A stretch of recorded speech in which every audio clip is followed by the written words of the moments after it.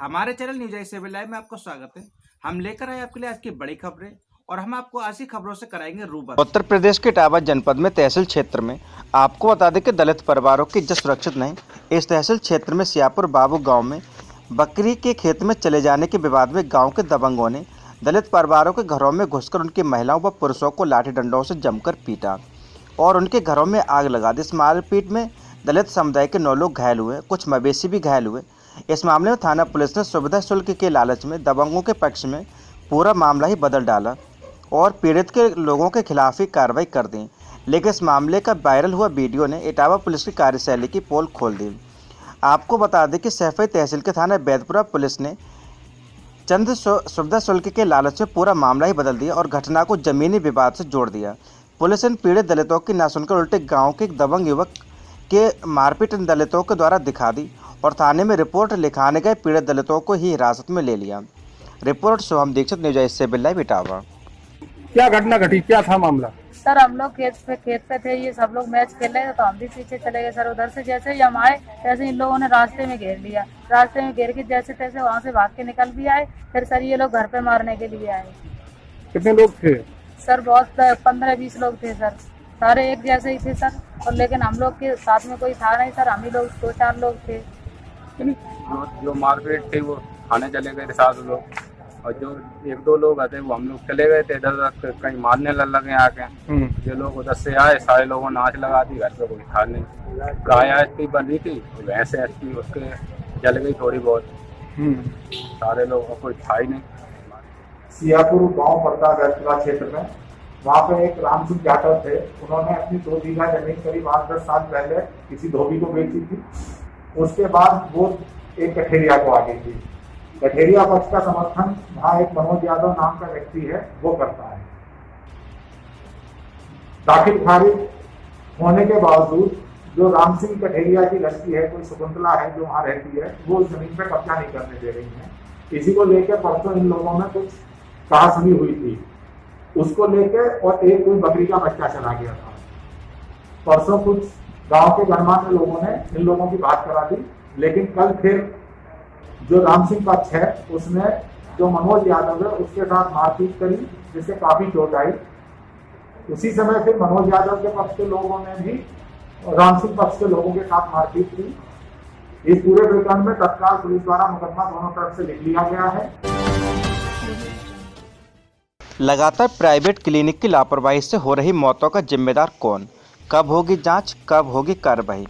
आपको बता दें कि उत्तर प्रदेश के इटावा जिले में पिछले कुछ दिनों से प्राइवेट क्लिनिक में लापरवाही की सूचनाएं निरंतर आ रही हैं, जिसमें अभी हाल ही में एक मेडिकल हॉस्पिटल वर्तना चौराहे के पास एक महिला की मौत हुई थी। वहीं दूसरी ओर एक क्लिनिक पर भी एक मृत्यु के बाद लोगों में प्राइवेट क्लिनिक के प्रति आक्रोश देखा जा रहा है। आपको बता दें कि क्लिनिक पर हुई प्रसव के दौरान एक महिला की मृत्यु के बाद स्वास्थ्य विभाग को इसकी जानकारी होते ही मुख्य चिकित्सा अधिकारी ने जांच कर कार्रवाई करने के निर्देश दिए, लेकिन उस अस्पताल पर अभी तक किसी भी प्रकार की कोई कार्रवाई नहीं हुई। वहीं पीड़ित का प्रार्थना पत्र तो पुलिस के पास मौजूद है, लेकिन पुलिस की बाध्यता में एसपी सिटी ने बताया कि स्वास्थ्य विभाग जब तक कोई कार्रवाई करने का निर्देश नहीं देता तब तक हम लोग उस पर कोई कार्रवाई नहीं कर सकते हैं। वहीं जब मुख्य चिकित्सा अधिकारी NS तोमर से बात की तो उन्होंने स्पष्ट जवाब नहीं दिया, जबकि पहले पूर्व में उन्होंने मीडिया से बात करते हुए बताया था कि अस्पताल का लाइसेंस आगरा के किसी डॉक्टर के नाम से बना हुआ है, जो कि उसी नाम से कई लाइसेंस बने हुए हैं। यदि फर्जी हुआ तो उसका रिन्यूअल नहीं होगा। जब तक जांच नहीं हो जाती, जांच के बाद पुष्टि होने पर निश्चित तौर पर उस प्राइवेट क्लिनिक पर कार्रवाई की जाएगी, लेकिन इतने दिन बीत जाने के बाद भी अब तक कोई कार्रवाई नहीं हुई। रिपोर्ट शुभम दीक्षित, न्यूज आई 7 live Etawah. Life care hospital की जो घटना संज्ञान में आ चुकी है, क्योंकि उसकी FIR कराई जा चुकी है, तो पुलिस जांच के लिए पूरी तरह स्वतंत्र है और हमारे विशेषज्ञ और हम उसमें सहयोग करेंगे। साथ ही साथ उसका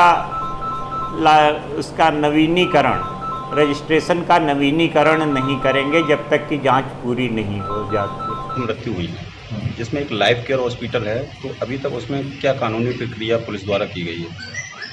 नहीं, इसमें चूँकि अस्पताल का मामला है, इसमें पुलिस द्वारा डायरेक्टली कुछ नहीं किया जा सकता है। उसमें चूँकि अनुमति मेडिकल विभाग द्वारा दी जाती है, तो ये उनकी जिम्मेदारी है कि उसको देखें कि किस कारण से ऐसा हो रहा है, उसको ठीक कराएं। यदि नहीं ठीक हो रहा है तो उसको बंद कराएं, उसका लाइसेंस जब्त कराएं। यदि किसी प्रोसेस की गलती से ऐसा हो रहा है तो उसको उनका लाइसेंस निरस्त कराएं। यदि कोई प्रोसेस गलती नहीं है, सही है, तो उसको स्पष्टीकरण दें। या डॉक्टर की कोई गलती है तो उसके खिलाफ जो भी कार्रवाई करनी है उनका अपने स्तर से करें। कि वो नहीं आई? नहीं, अभी कोई मेरी जानकारी में अभी तक कोई ऐसा नहीं है और हम डायरेक्टली कर भी नहीं सकते। केंद्र में मोदी सरकार के 1 वर्ष पूर्ण होने पर सरस्वती शिशु मंदिर बल्लिया में रुद्रा लक्ष्मीकांत अवस्थी ने एक गोष्ठी का आयोजन किया और उन्होंने संवाददाताओं को बताया कि कल रात से उनके मन में उथल पुथल थी कि मोदी जी की सफलतम सरकार को 1 वर्ष पूर्ण हो गया है, परंतु लॉकडाउन के चलते कोई गोष्ठी का कार्यक्रम तो नहीं कर सकता। फिर अचानक से मन में ख्याल है कि क्यों ना अपने गाँव के कुछ युवा साथियों के साथ सरकार के इस वर्ष पर एक युवा चर्चा कार्यक्रम किया जाए और उसमें युवा अपनी बात रखें कि उसको क्या लगता है कि मोदी सरकार ने अभी तक क्या किया है। एक स्वतंत्र चर्चा हो युवाओं के बीच में, क्योंकि चर्चा एक ऐसा मंथन है, जब चर्चा होगी तो कुछ ना कुछ अवश्य हल निकलेगा। अतः उसी कार्यक्रम के स्वरूप बल्लिया कुछ युवा साथियों के साथ बैठकर विस्तार पूर्वक मोदी सरकार के कार्यों पर चर्चा हुई। युवा साथियों ने काफ़ी सुझाव भी दिए, उन्होंने उन सबको नोट किया और एक अच्छी और सार्थक चर्चा सभी साथियों के माध्यम से संपन्न हुई। Report Aditya Bhardwaj, news age live, Aonla. सृजन सेवा समिति आंवला द्वारा 7 जून को आयोजित किया जा रहा स्वेच्छा रक्तदान शिविर। आपको बता दें कि नगर आंवला में सृजन सेवा समिति संस्था के अध्यक्ष डॉक्टर शुभम शर्मा ने बताया कि उनकी सेवा समिति के पदाधिकारियों ने कोरोना वायरस वैश्विक महामारी को देखते हुए वीडियो कॉन्फ्रेंसिंग के जरिए एक मीटिंग करके 7 जून 2020 के लिए एक स्वैच्छिक रक्तदान शिविर का आयोजन डैफोडिल पब्लिक स्कूल आंवला में किया है, जिसमें प्रातः 8:30 बजे से दोपहर 12 बजे तक महाराणा प्रताप जिला चिकित्सालय ब्लड बैंक बरेली के सहयोग से रक्त एकत्रित होगा। तत्पश्चात संस्था के पदाधिकारी गणों द्वारा जरूरतमंद लोगों को रक्त मुहैया कराया जाता है। Report Alok Sharma, news age live, आंवला। दिव्यांग को ही देवर ने किया प्रताड़ित। पूरा मामला उत्तर प्रदेश के बरेली जनपद के तहसील आंवला के ग्राम रामपुर खुर्द का है, जहां पर दिव्यांग तुलसी उसके पति महेंद्र को उसका देवर छोटू पुत्र मोहनलाल बुरे तरीके से प्रताड़ित करता है। रोज रोज की प्रताड़ना से तंग आकर उसने कल शाम थाना कोतवाली आंवला में एक प्रार्थना पत्र दिया, जिसमें उसने बताया कि उसका देवर छोटू ने 28 मई 2020 को उसके पुत्र को बुरी तरह से मारा पीटा, जो छत पर रात्रि 9 बजे सो रहा था। उसके चीखने की आवाज़ पर वह उसे बचाने पहुंची तो उस पर भी बदनीयती से झपटा और उसके कपड़े फाड़ दिए। उसका पति सो रहा था। शोर सुनकर उसका पति महेंद्र भी उसे बचाने का प्रयास किया, लेकिन उसने उसके पति को भी मारा पीटा। आपको बता दें कि महिला का पति काफ़ी सीधा होने के कारण लोगों ने कमरे में बंद होकर जान बचाई और जैसे तैसे आज थाने में प्रार्थना पत्र देकर दबंग देवर छोटू के खिलाफ सख्त कार्रवाई के लिए आंवला कोतवाली में प्रार्थना पत्र दिया। Report Alok Sharma, news age live, आंवला। जिलाधिकारी नीतीश कुमार व एसएसपी शैलेश कुमार पांडे ने आंवला तहसील के साथ साथ रामनगर ब्लॉक व महाभारत कालीन पीली नदी का भी अचानक किया निरीक्षण। आपको बता दें कि महाभारत कालीन पीली नदी को पुनर्जीवित करने वाले भागीरथ धर्मपाल सिंह विधायक रहे मौजूद।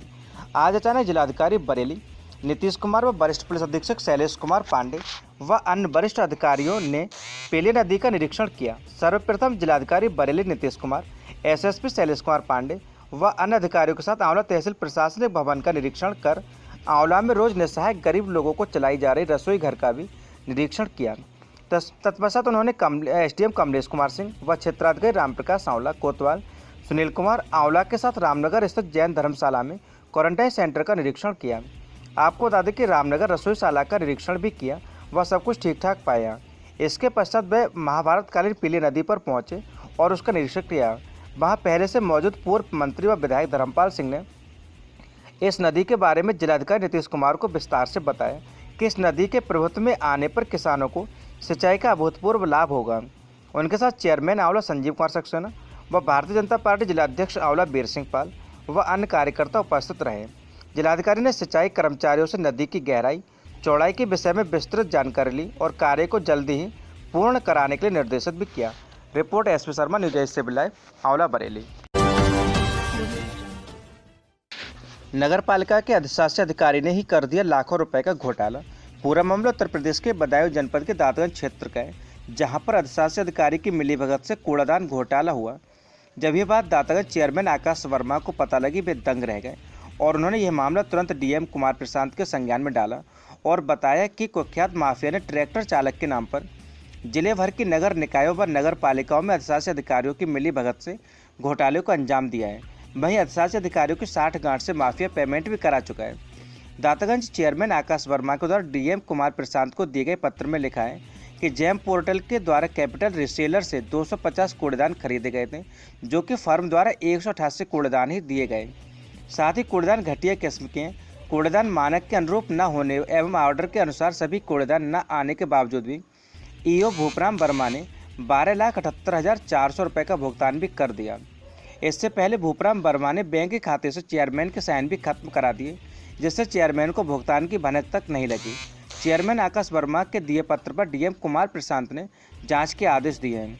बताते हैं कि अगर पूरे जिले में जांच कराई जाए तो कई घोटालेबाजों के चेहरे सामने आएंगे।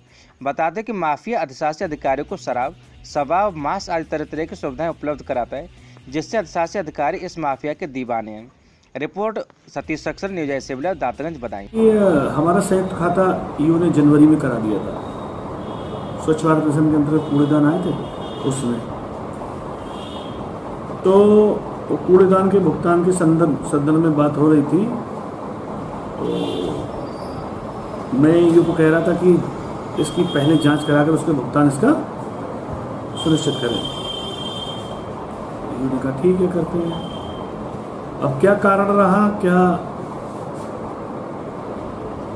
सोच रही उनकी, ये तो मुझे नहीं कह सकता हूँ। उन्होंने क्या किया, कूड़ेदान का भुगतान मेरे साइन, संयुक्त साइन थे मेरे और ईओ के, मेरे साइन हटवा दिए बैंक से और स्वयं उसका भुगतान करके भुगतान कर दिया। बाद में मुझे जब पता लगा तब मैंने ईओ को नोटिस दिया और उनसे कहा कि किसके आदेश पे और कौन से दिशा निर्देशन पे आपने ये किया है। उनका जवाब नहीं आया बहुत दिनों तक। तब मैंने उच्च अधिकारियों को अपने जिले पर, आदरणीय जिलाधिकारी महोदय को उसकी सूचना दी है। जो भी नियमानुसार कार्रवाई होगी, जो भी नियमबद्ध तरीके से जो काम होगा, मुझे उम्मीद है वो होना चाहिए।